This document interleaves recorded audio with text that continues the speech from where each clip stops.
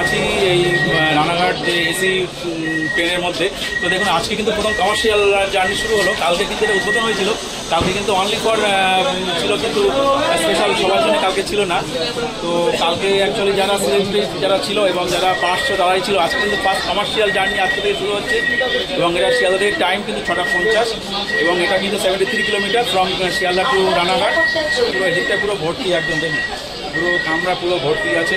Sealdah Ranaghat AC local ট্রেনটি পশ্চিমবঙ্গে সর্বপ্রথম জনসাধারণের জন্য চালু হলো আজ অর্থাৎ 11 জানুয়ারি 2025। এই ট্রেনটি সকাল 8:29 রানাঘাট ছাড়বে এবং শিয়ালদা পৌঁছবে সকাল 10:10 এবং ট্রেনটি সন্ধ্যা 6:50 শিয়ালদা ছাড়বে এবং রানাঘাট পৌঁছবে রাত 8:32। এটা কিন্তু গ্যালোপিং ট্রেন, অর্থাৎ সব স্টেশনে দাঁড়াবে না। এই স্টপেজগুলি হলো 1 বিধাননগর, 2 দমদম জংশন, 3 সোদপুর, 4 খড়দহ, 5 ব্যারাকপুর, 6 নৈহাটি, 7 কাঁচরাপাড়া, 8 কল্যাণী, 9 চাকদহ এবং 10 রানাঘাট। এই ট্রেনে কিন্তু আপনারা নর্মাল লোকাল ট্রেনের টিকিট কেটে উঠতে পারবেন না। এই এসি ট্রেনের ভাড়ার তালিকা হলো শিয়ালদা থেকে বিধাননগর ও দমদমের ভাড়া 35 টাকা, যেটি এই ট্রেনের সর্বনিম্ন ভাড়া। শিয়ালদা থেকে সোদপুর, খড়দহ ও ব্যারাকপুরের ভাড়া 60 টাকা। শিয়ালদা থেকে নৈহাটির ভাড়া 90 টাকা। শিয়ালদা থেকে কাঁচরাপাড়া ও কল্যাণীর ভাড়া 95 টাকা। শিয়ালদা থেকে চাকদহর ভাড়া 105 টাকা এবং শিয়ালদা থেকে রানাঘাটের ভাড়া 120 টাকা।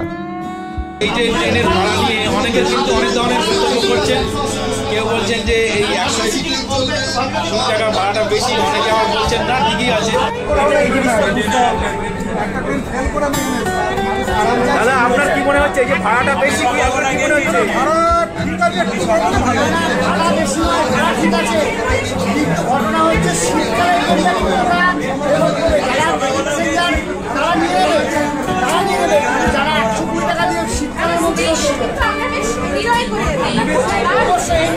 আপনাদের কেমন অনুভূতি হলো? খুব ভালো।